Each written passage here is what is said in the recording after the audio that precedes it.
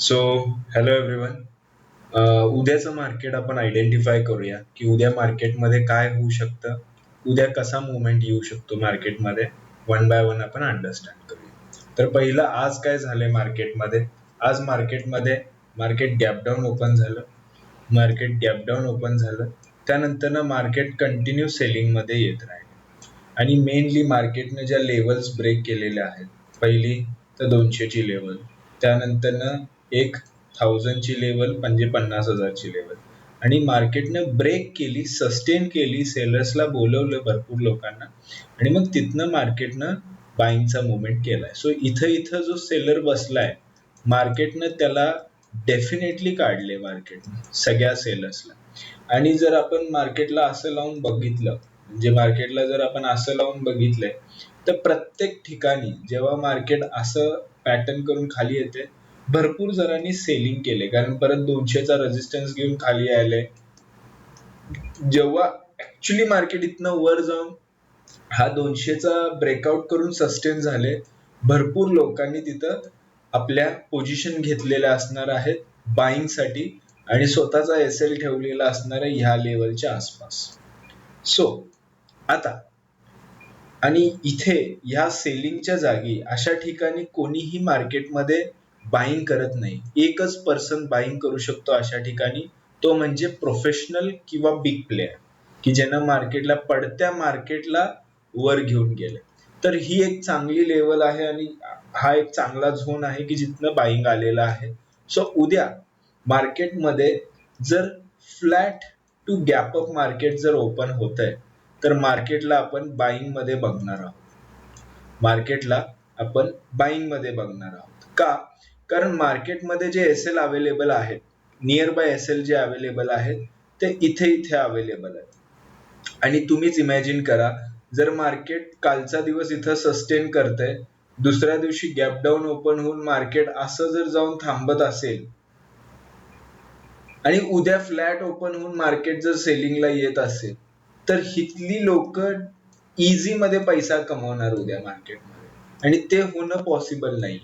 So market जरी खाली आलं आणि आपण खाली येण्याचीच वाट बघणार, अशी एक सायकोलॉजिकल लेवल मार्केटमध्ये ब्रेक झाली, एक लेवल कुठली तर ब्रेक झाली, आपल्याला दिसले की चांगल्या लेवलनी इथं सेलर्स एंटर होत आहेत, तिथं आपण बाईंगचा ट्रेड प्लॅन करणार.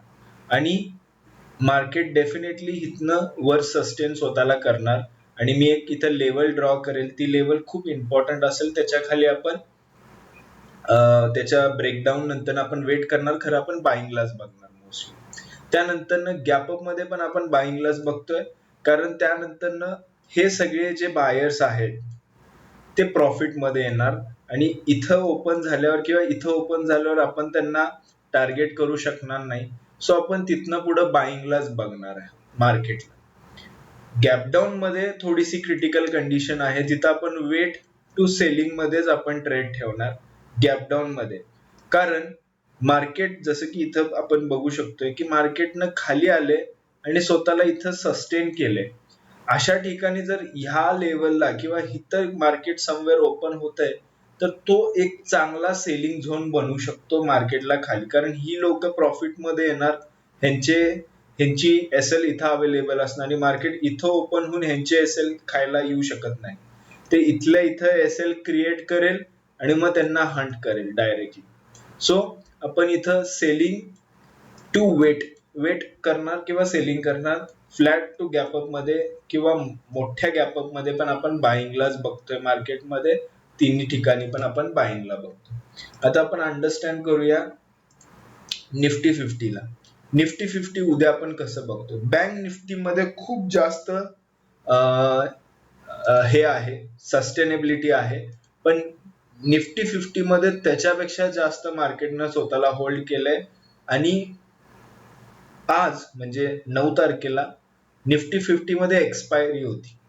एक्सपायरी मध्ये सगळेजण झिरो हिरो ट्रेड करण्याचा प्रयत्न करतात. तर इथं शेवटचा जो झोन आहे, मार्केटनं हे खूप क्रिटिकल लेवलला होल्ड केले. मार्केटने ह्या ज्या मोठ्या मोठ्या सगळ्यांनी सेलिंग केले, बट मार्केटने इथं सगळ्यांना बाहेर काढले.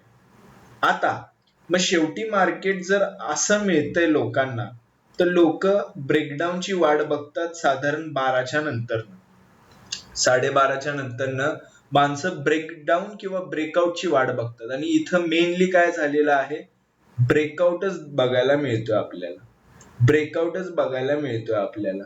तर सगळ्यांनी मार्केटमध्ये सेलिंग केलं असणार आहे आणि त्यांचे एसएल जे अवेलेबल असणार आहेत ते इथे इथे अवेलेबल असणार आहे. आपण इथं ह्या चार्टला खूप चांगलं समजू शकतो. सो मार्केट जर फ्लॅट टू गॅप अप मिळते, आपण तिथं बाईंग करणार. आणि मार्केट जर गॅप डाऊन ओपन होत आहे तर आपण वेट करून सेलिंग करणार, कारण मग हा ट्रेडर काही कामाचा, ह्याची पॉवर काही कामाची लागणार नाही. जर मार्केट पहिल्या 2-3 कॅन्डल मध्ये जर गॅप रिकव्हर करत आहे तर मग आपण इथं बाईंगला बघू शकतोय. Same with the bank Nifty also. जर बँक निफ्टी पहिल्या 2 गॅप डाऊन ओपन होऊन पण 2-3 कॅन्डल मध्ये गॅप फिल करून परत सस्टेनेबलीला कॉस्ट टू कॉस्टला येते किंवा फ्लॅटला येते, तर आपण तिथं बाईंग मध्येच राहणार.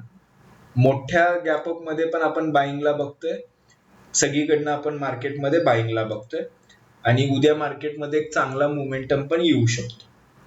सो हे आपलं उद्याचं अनालिसिस राहील निफ्टी 50 आणि बँक निफ्टी साठी. आता बँक निफ्टीची जी इम्पॉर्टंट लेवल आहे ती मी ड्रॉ करतो, एक सेकंड. सो मार्केटमध्ये इथे जसं की तुम्ही बघू शकताय, जर मार्केट ह्याच्या खाली ब्रेकडाऊन करत असेल किंवा मार्केट डायरेक्टली ह्याच्या खाली जाते तर तेव्हा आपण सेलिंग मध्ये जाणार आहोत.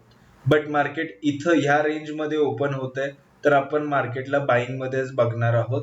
ह्याच्यावर, ह्या लेवलच्या वर आपण मार्केटला बाईंग मध्ये बघणार ऍट एनी कॉस्ट.